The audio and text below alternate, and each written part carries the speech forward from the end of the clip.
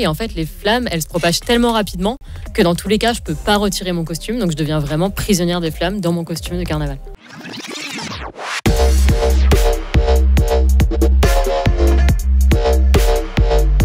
Bonjour, alors je dis Julie, je dis comment j'appelle Julie, c'est très bien. Bonjour Julie, c'est très bien.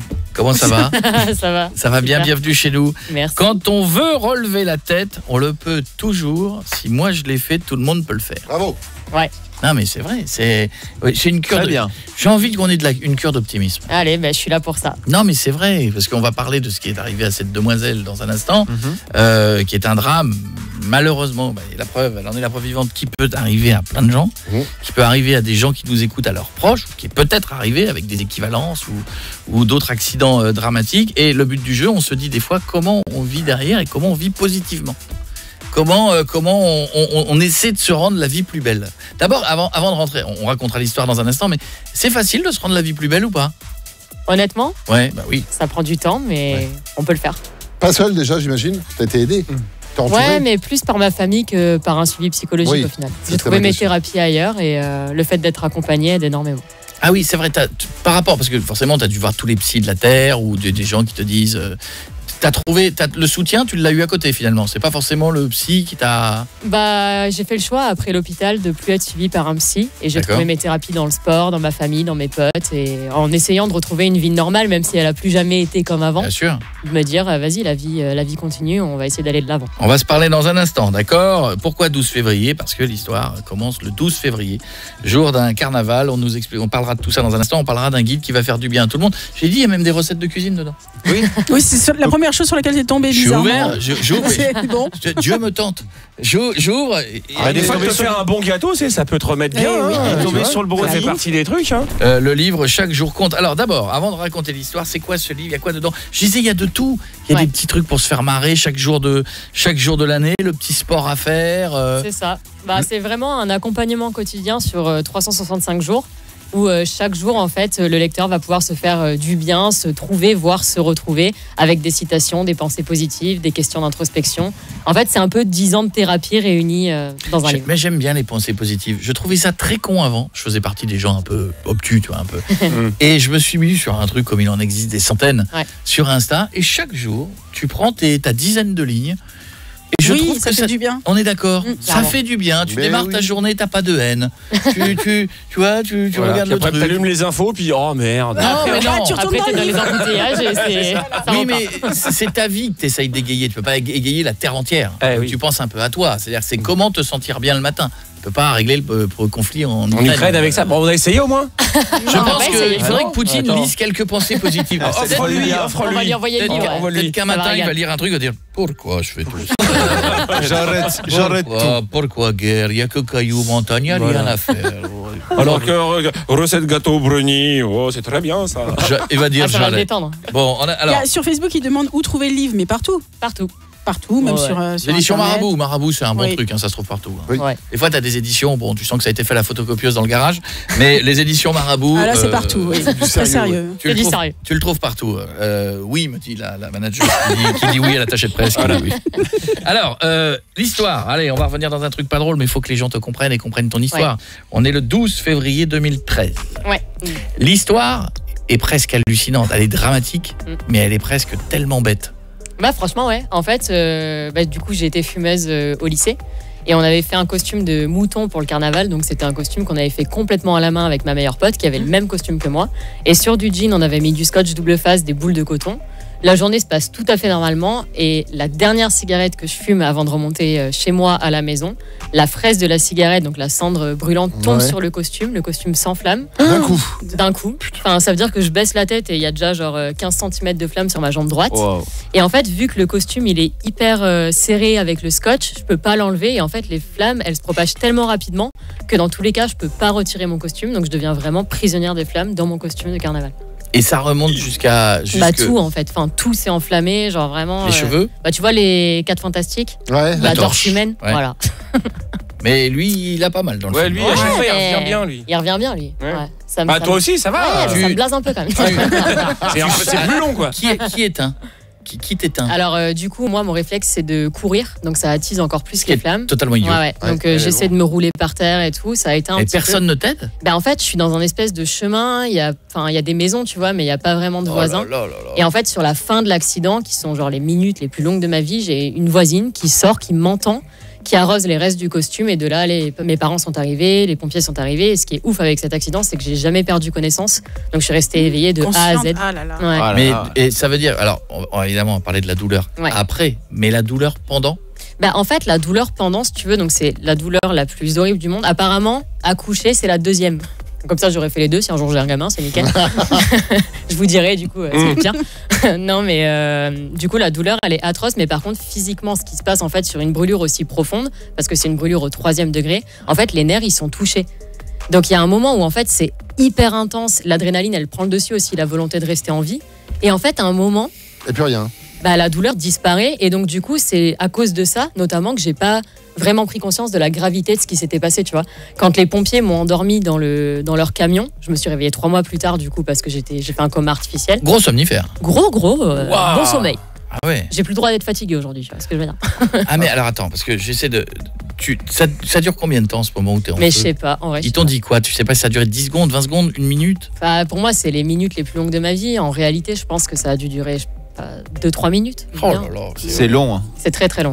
Et pourquoi le coma? C'est parce que c'était pour t'éviter de Pour les souffrir? douleurs. Ah hein. bah oui. Ouais, alors en fait, dans le parcours typique d'un grand brûlé, on te plonge obligatoirement dans une période de coma artificiel pour éviter de souffrir, pour faire toutes les greffes de peau, parce qu'il faut reconstruire toute la peau qui a été brûlée. Et en fait, moi, mon coma, il a duré aussi longtemps parce que j'avais des fièvres à 43 degrés. Ouf. Et j'avais un C'est pronostic beaucoup. vital. Ouais, c'est pas drôle.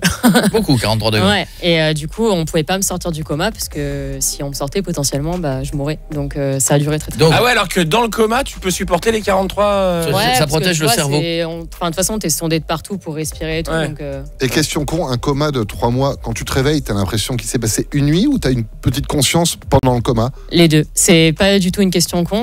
Franchement, j'ai du mal à le définir. Moi, j'aime bien dire que j'étais un peu entre deux réalités. La réalité de mes parents et puis la réalité, tu sais, où tu rêves, t'es drogué. Donc, en fait, tu sais pas trop ce qui se passe.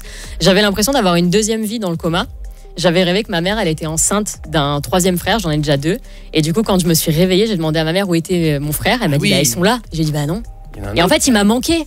Ah bon? De ouf. Ouais, Ah donc ton c'était cerveau hyper réel. a créé un truc dont tu te souviens, enfin t'es Fort. persuadé que Mais c'était... là encore, aujourd'hui, pour moi, j'ai l'impression que c'était réel. Tellement c'est puissant avec les drogues et tout, c'est très Ouais, et bizarre. puis t'imagines les drogues plus la longueur quoi. Parce que, généralement quand tu fais un rêve c'est une nuit, c'est une fraction de seconde. Mais quand tu rêves pendant 3 mois, Tu t'es pas retenu de faire pipi, j'espère, parce que moi, des fois, une nuit, je me réveille le matin, c'est terrible, mais alors 3 mois, ça Pour doit moi, être c'est quelque chaud. chose. Ah ouais, c'est chaud. Tu te réveilles, t'as mal? Non, parce que tu sais, t'as tous les médicaments, mais par contre, je me réveille et en fait, je peux plus rien faire. Ça veut dire que 3 mois allongés, t'as plus de muscles, t'as plus de Ouais, force. bah oui. Bah oui. Enfin, j'étais sondée de partout, donc j'avais même une trachéo, j'avais un trou dans la gorge, donc je pouvais plus parler, plus bouger la main. Enfin, j'étais vraiment. Tout ça remarche, hein, la main Là, bouge, la nickel, voix... nickel. la- Là, on est là. Mais tu te rends compte à ce moment-là de l'étendue des dégâts, parce que finalement, t'es passé du camion de pompier à 3 mois plus tard, C'est ça. donc t'as pas fait le tour de ton corps et tu sais pas finalement ce qui avait brûlé. Ouais, exactement. Et en fait, ça, j'en ai pris conscience le jour où je me suis vue dans un miroir. eh ben, Ah oui. Bon, ça a pas dû être la plus belle journée de ta vie. Hein. Ah non, clairement. Là, il aurait fallu lire ton livre. Là, Ouais. c'est le moment où il faut une pensée positive. C'est pour ça hein. que je l'ai écrit.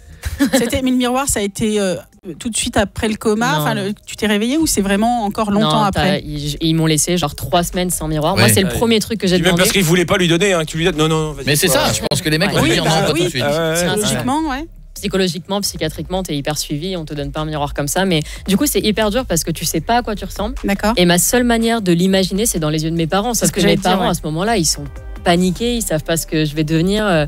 Ils ont autant peur que moi, en fait. Et alors, sans tomber dans le morbide, mais c'est quelle partie du corps, parce qu'on en a pas parlé, qui est Ouais. brûlée? C'est quoi? T'as les jambes? Un peu les jambes, la moitié du dos, les bras et le cou. D'accord. Donc 40% du corps, en gros. Ouais, quand même, oui. Les cheveux, ouais, quand ça a donné quoi? Alors les cheveux, il faut savoir que c'est ma meilleure pote qui avait le même costume que moi, qui a sauvé mon visage. C'est pour ça que mon visage n'est pas touché. C'est parce que le matin, avant de partir au carnaval, moi je voulais laisser mes cheveux en dehors du bonnet. Et elle m'a dit rentre-les dans le bonnet, c'est ce qui m'a sauvé. Putain, merci. ouais. Hein. Ouais, et mes cheveux n'ont pas pris feu. Du coup, par contre, on m'a rasé la tête à l'hôpital. Et pourquoi? Pour pouvoir prendre de la peau et faire des greffes, exactement. D'accord. Ah ouais. Donc alors, on t'a pris de la peau, on t'a fait et ensuite et là ils sont très bien poussés, t'as de très beaux cheveux. Non mais oui, c'est mais vrai. après pour 40% du corps de greffe, c'est forcément ta peau ou ils peuvent leur recréer de la peau avec un petit bout en tout cas, il y a des évolutions là, scientifiques qui sont assez cool. En fait, ce qui est assez ingrat avec cet accident, c'est que du coup, mon corps est brûlé sur 40% du corps, mais en réalité, mon corps, il est marqué plutôt sur 60-65%, parce que les endroits où on a pris de la peau saine, ça a fait ils sont marqués en fait. Cicatrices, ouais. Ah ouais. Mais donc ensuite, tu te vois dans le miroir. T'as 16 ans. Ouais. Donc là, ah oui, on avait oublié Elle a ce 16 ans. Oui, j'avais 16 ans. Et à 16 ans, t'es une jeune femme en pleine construction et tout bascule en fait. Tout bascule et en fait, rien de ce que je connaissais de la jeune femme que j'étais au lycée. En plus, tu sais, t'as 16 ans, t'attaches tellement d'importance à ton apparence physique, surtout en tant que femme, construit et tout. C'est important. Et là, il n'y a plus rien. Il n'y a plus rien. Et je me dis surtout, tu vois, je retrouverai jamais l'amour, je pourrais pas retourner au lycée. J'avais hyper peur de la suite, quoi. Est-ce que tu perds des amis dans ces moments-là? Des gens gênés, des gens qui savent pas quoi dire, des gens qui ont peur? Franchement, j'ai eu trop de chance. Quand j'étais à l'hôpital, moi, j'avais beaucoup de potes. Et du coup, quand j'étais à l'hôpital, ils m'ont fait une énorme vidéo qui a duré 9 minutes où ils m'ont dit viens, on t'attend quoi. On t'attend, reviens. Et ça m'a tellement donné envie de retourner au lycée. Quand je suis retournée au lycée, j'avais une perruque sur la tête, j'avais une écharpe autour du cou, j'étais couverte de la tête aux pieds parce que je voulais pas qu'on voit mes cicatrices. Et j'avais des potes, dans leurs yeux, j'ai jamais été différente et ça c'est ouf. Voilà. Ça, mes potes ont vraiment été forts pour moi. Il y a de la souffrance aujourd'hui encore ou pas? Physique hein, physique? Non, du tout. Du tout, t'as plus de... Non. Tu peux toucher ton corps, même les parties brûlées. Alors ouais, par contre, j'ai perdu de la sensibilité. Ce qui amuse beaucoup mon frère qui s'amuse à me mordre sur le bras. Non, il a raison, j'aurais fait pareil. Quand je suis au cirque, je donne mon bras au lion. Vas-y, ça marche. Au fakir, vas-y. Tu vois, je pourrais faire des paris. Mais t'as forcément eu des moments aussi à ce moment-là, down, quoi, en fait, un peu dark. Totalement, ouais. Moi, j'ai fait des phases de dépression aussi. Enfin, de toute façon, j'avais un suivi psychiatrique, donc antidépresseur, anti-anxiolytique. Il y a des phases qui sont très, très sombres. Mais on peut toujours se rattacher à une petite part de lumière. Et moi, ça a été mes proches, tu vois. Je me suis dit, il faut que je me relève pour eux. Et reste avec nous, le bouquin est sorti. Et ben justement, maintenant, la prochaine étape, on va demander un peu, pour ceux qui nous écoutent, qui vont pas bien, qui ont subi ça, qui ont subi une autre maladie, qui ont subi une différence, qui vont pas bien, quelles sont les meilleures choses à se dire le matin? Chaque jour compte. Pourquoi ce titre, ma petite Julie, alias 12 février? Je peux te répondre parce que chaque jour compte. Connard, rajoute connard. Il manquait un truc. Il est un peu con, lui. Non, c'était vraiment cette volonté. Ma maman, quand j'étais à l'hôpital, elle me disait toujours de laisser le temps au temps et de laisser justement passer chaque jour parce que le temps fait souvent bien les choses. Et donc, du coup, c'était un moyen de faire un petit clin d'œil et de se dire que voilà, chaque jour après l'autre, en fait, tu prends un petit peu de positivité et puis à la fin, tu arrives à te relever. Ça n'a pas dû être facile, ça.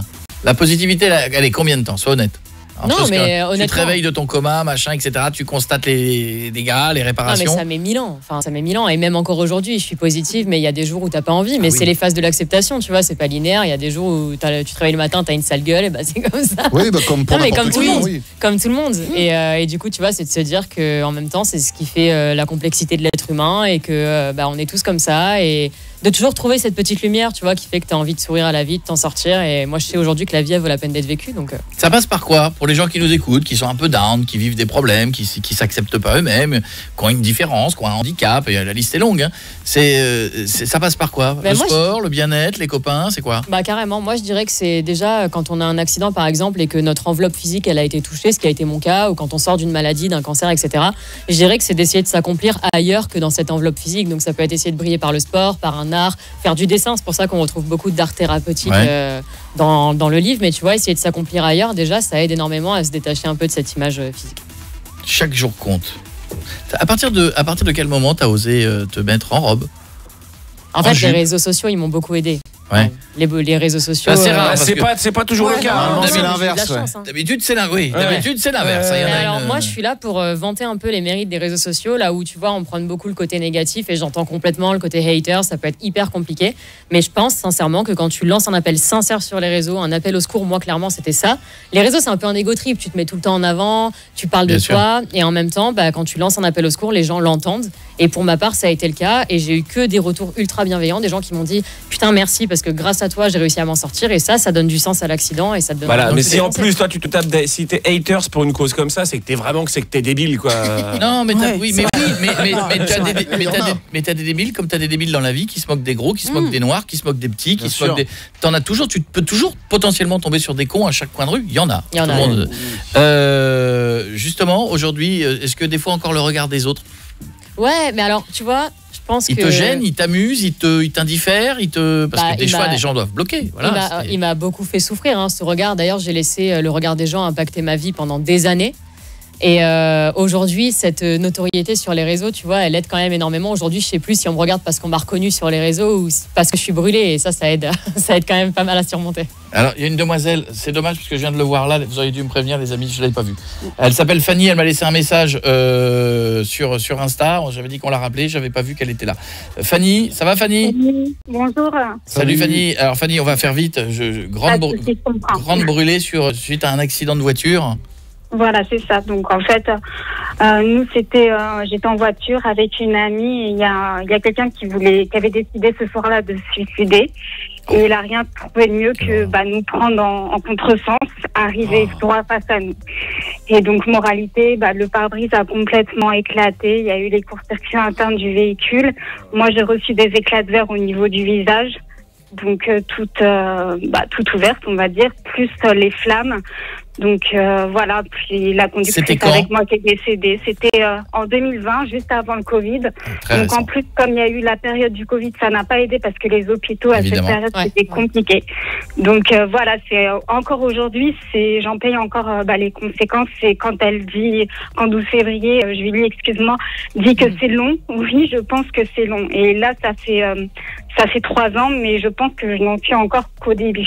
Ouais, non mais ça, je peux prendre la parole. Vas-y. Non. Non mais je pense que ça prend vraiment du temps et le parcours dans tous les cas d'un grand brûlé est très très long. Et je pense que, tu vois, moi, si je partage autant, c'est parce que avoir un modèle d'identification pour te montrer que l'après, en tout cas, il peut exister, il peut être beau. Moi, ça me tient vraiment à cœur. Et je sais que c'est des modèles que j'avais pas en 2013. Donc, si je peux être un petit modèle d'espoir pour toi, franchement, c'est tout ce que. Tu lui as déjà parlé, Fanny, sur les réseaux ou pas ? Vous êtes déjà parlé ? Non, j'ai pas encore eu l'occasion parce que c'est vrai que moi, j'ai encore du mal à en parler. En fait. J'imagine. Je pense que si Julie, faut m'écrire. Ben oui, monsieur, écris-lui. N'hésite pas, Fanny, à m'écrire. Fanny, t'as su m'écrire à moi, tu devrais réussir à écrire à Julie. Moi, en fait, c'était juste, je sais pas, un regain d'énergie qui m'a incité, étant donné que j'ai vu qu'elle venait, je me suis dit, tiens, c'est une coïncidence.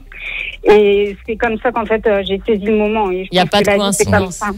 T'as raison, il n'y a jamais de coïncidence. Il n'y a jamais de coïncidence. Franchement, écris-moi, Fanny, comme ça, si tu as des questions et tout, je peux. Les choses qui arrivent, moi, je crois énormément au fait que si elles arrivent, c'est qu'elles ont été mises sur ton chemin. Je ne crois pas du tout aux coïncidences. Le destin. Des fois, tu croises des gens que tu n'aurais jamais eu l'occasion de croiser ou il se passe des choses. J'y crois énormément. Fanny, pour conclure, avant que tu parles à Julie sur ses réseaux, la santé. La santé, écoute, aujourd'hui, c'est encore compliqué dans le sens je me doute, c'était il y a 3 ans. Oui. Parce que moi aussi, forcément, les cheveux, on les a rasés, le visage en plus, 12 février, c'est important parce que c'est tout le corps, mais moi, c'est ce qui est visible en premier qui a été impacté. Ouais.